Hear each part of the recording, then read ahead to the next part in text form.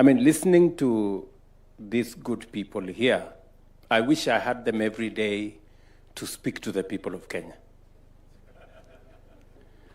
Because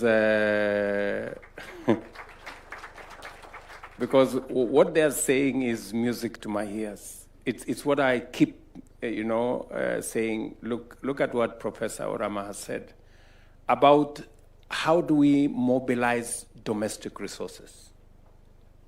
Why is Afreximbank, a local bank? Local in the sense that it is African. It understands us better. They ask us less questions because they understand us. He's just said, we get our own money, we put it in some institutions out there. When you want to borrow that money from them, they tell you, you are a risky borrower. This is your money. It is okay for them to keep it, but it's not okay for them to lend it to you. That tells you we must have some local solutions. And it is, Professor, what I have been pushing in our country. We've had not a very good culture of savings. Our National Social Security Fund is among the smallest in our region. Now we have changed that. We are growing our pool of patient money, our pool of savings, our pool of money in our pension funds. Just in one pension fund, the National Social Security Fund, we have doubled in the last 2 years the money in that fund. And we will triple it by 2027. We'll have 1 trillion shillings in that fund. That is how we are going to create a pool of money which we can use for our own investment. Because I am told by economists, because I'm a scientist myself, that investment is a function of savings. If you have not saved nothing, you have nothing to invest. So we must start by savings. And I want to congratulate the people of Kenya. They have finally agreed that savings is a way for us to go. And it was what Professor Orama here was telling us, that we must build our own capacity to invest. And our own capacity to invest is built around how much savings we can put together.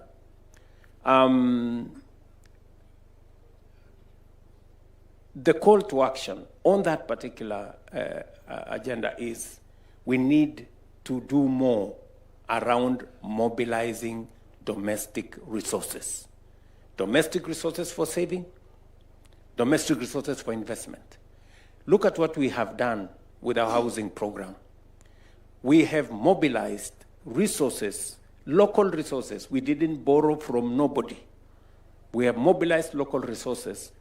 We are building 170,000 housing units, 400 markets, another 72,000 hostel units in Kenya. All, we have signed contracts of 600 billion, or let me put it, $4 billion of Kenyan money, which we have mobilized locally.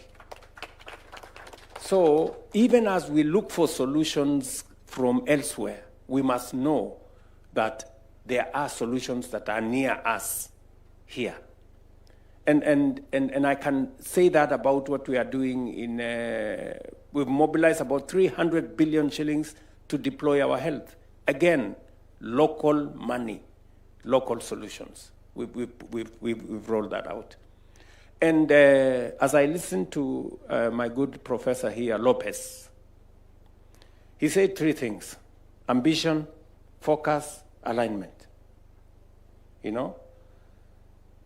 Our ambition has been very small. When you tell Kenyans we are going to build 200,000 houses, they say it is a lie.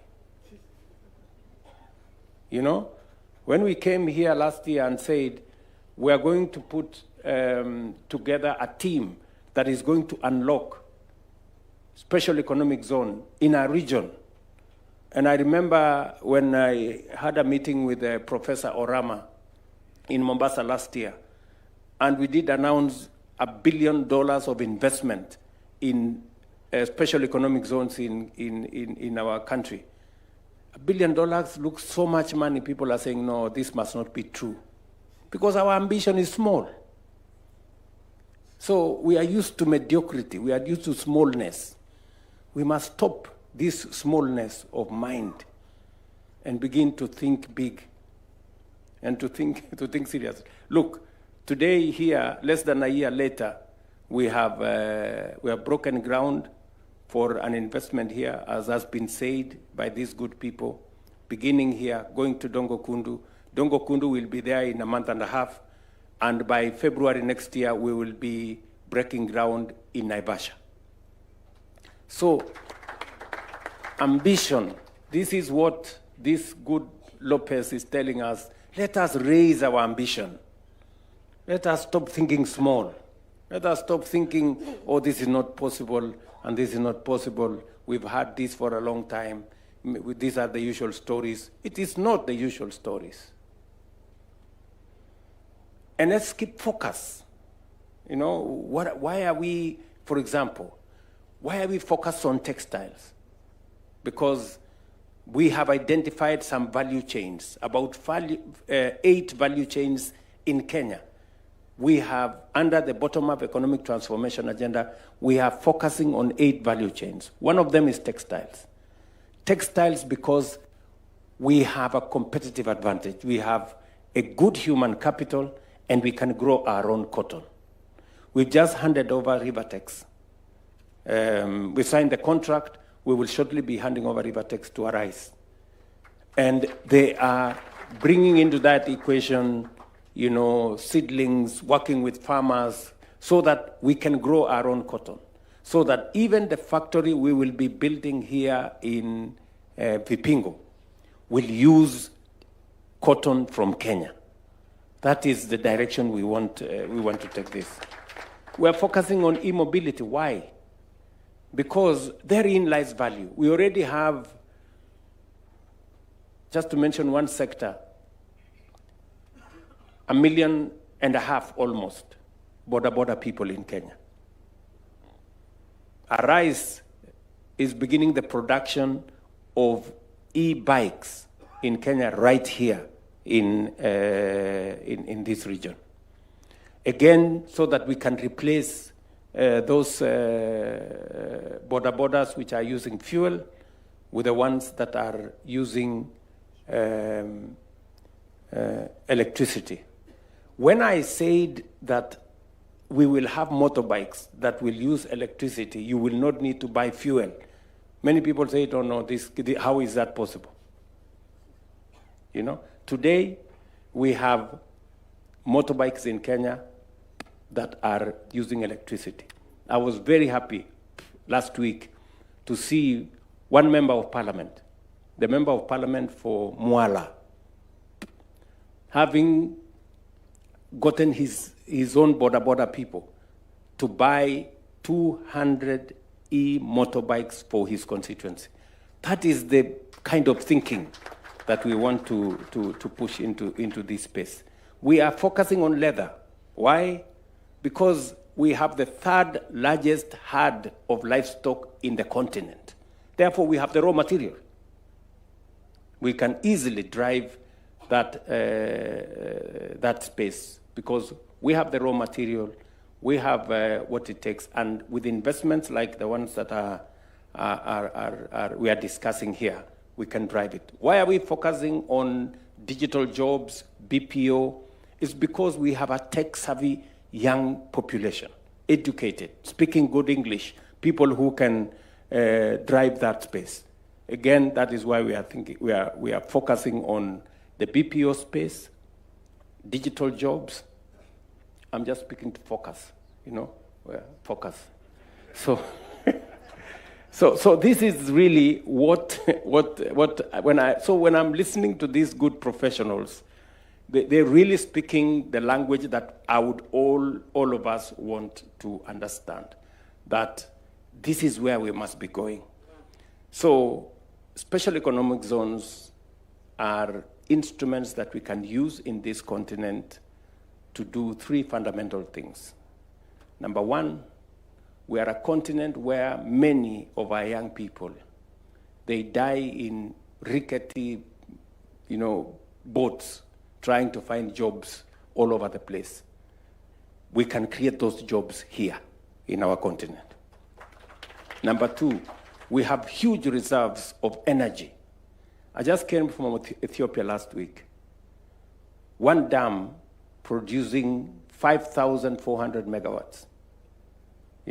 We have many of those that we can replicate in Kenya. That energy pool, clean energy, we can not only profile ourselves as a place where there is abundant energy, but also renewable energy. And we can use it to decarbonize other industries anywhere in the world. We can proudly tell other industries wherever it is. And that is what I am telling the investors I met this morning. I met investors from Linglong, the biggest tire manufacturers globally. They are here in this conference. They want to set up camp in Kenya. A $200 billion company want to find its way into Kenya. We're telling them they can not only produce out of Kenya because we have the human capital, we have the fiscal and infrastructure capacity, but we can also supply them with clean, green energy.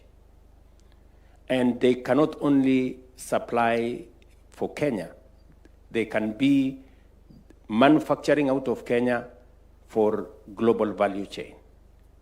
We're telling the same to Foxconn. We just met again this morning, the largest technology manufacturer of technology phones and company. Again, they can manufacture out of Kenya. So we are saying that there is opportunity in our continent. You not only will help us create jobs, we have some of the best human capital. Number two, we have good energy. We are putting up good infrastructure. We are creating special economic zones. And much more importantly, Africa is going to be the place with the largest single market. So if you are looking for a good market for your products, you have had Africa Continental Free Trade Area and the infrastructure we are setting up around it to create one single market out of this continent, so that if you manufacture out of Vipingo or Dongokundu or Naivasha, your market is 1.4 billion people in this continent. And therefore, there cannot be a better place to set up your industry, your manufacturing facility. This is the place to do it. And speaking about logistics, you cannot get better logistics than what you have here in Mombasa. You have the port here in Mombasa, you have the port in Lamu, and you have everything in between. And we are setting up the infrastructure to connect this port by rail, by road, to the hinterland in our continent. So I am asking every investor, wherever they are, this is the place to set up camp, and we have all what it takes to make sure that your investment is not only safe, but it's also profitable. Thank you very much.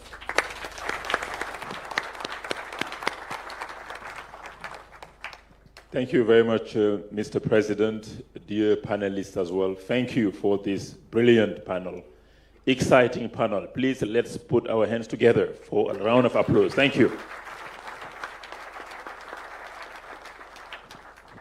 Thank you very much, Mr. President. Another round of applause for the panelists, and thank you for articulating those issues very, very clearly.